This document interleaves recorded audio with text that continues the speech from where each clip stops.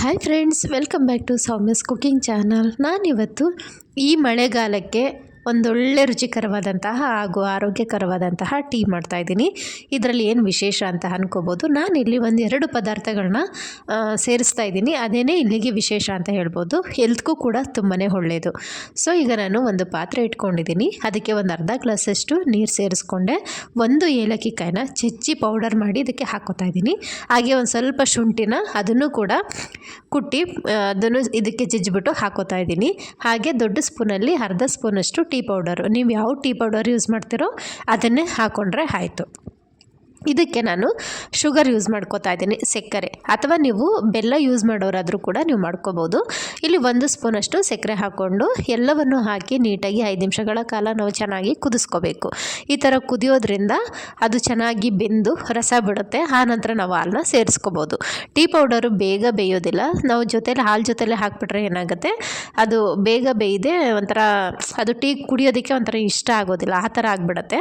So first ನಾವು ಈ ಥರ ಎಲ್ಲ ನೀಟಾಗಿ ಹದವಾಗಿ ಬೇಯಿಸ್ಕೊಂಡು ಆನಂತರ ಹಾಲು ಸೇರಿಸಿದ್ರೆ ಟೀ ತುಂಬಾ ಚೆನ್ನಾಗಿರುತ್ತೆ.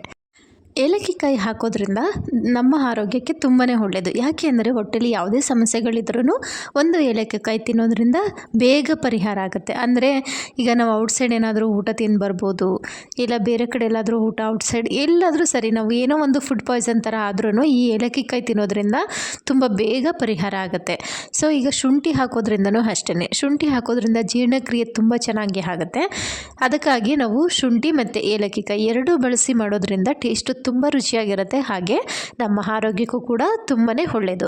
ಸೊ ಇದೆಲ್ಲನೂ ಹಾಕ್ಕೊಂಡು ನೀಟಾಗಿ ಈಗ ಹಾಲು ಕೂಡ ಚೆನ್ನಾಗಿ ಕುದ್ದು ಒಂದು 5 ನಿಮಿಷಗಳ ಕಾಲ ನಾವು ಚೆನ್ನಾಗಿ ಕುದಿಸ್ಕೊಂಡ್ರೆ ಆಯಿತು. ಈಗ ನಾವು ಸರ್ವ್ ಮಾಡಿದ್ರೆ ಒಂದೊಳ್ಳೆ ಟೀ ರೆಡಿ ಆಗುತ್ತೆ. ಈಗ ಮಳೆಗಾಲ ಆಗಿರೋದ್ರಿಂದ ನೀವು ಈ ಥರ ಒಂದು ಸಂಜೆ ಟೈಮಲ್ಲಿ ಮಾಡಿಕೊಟ್ರೆ ಎಲ್ಲರೂ ಕೂಡ ಇಷ್ಟಪಟ್ಟು ಕುಡಿತಾರೆ. ಸೊ ನೀವು ಒಂದ್ಸರಿ ಟ್ರೈ ಮಾಡಿ, ಹೇಗೆ ಬಂತು ಅಂತ ಕಮೆಂಟ್ ಸೆಕ್ಷನಲ್ಲಿ ಕಮೆಂಟ್ ಹಾಕೋದನ್ನು ಮರಿಬೇಡಿ. ಇವತ್ತಿನ ವಿಡಿಯೋ ಇಷ್ಟ ಆಗಿದೆ ಫ್ರೆಂಡ್ಸ್.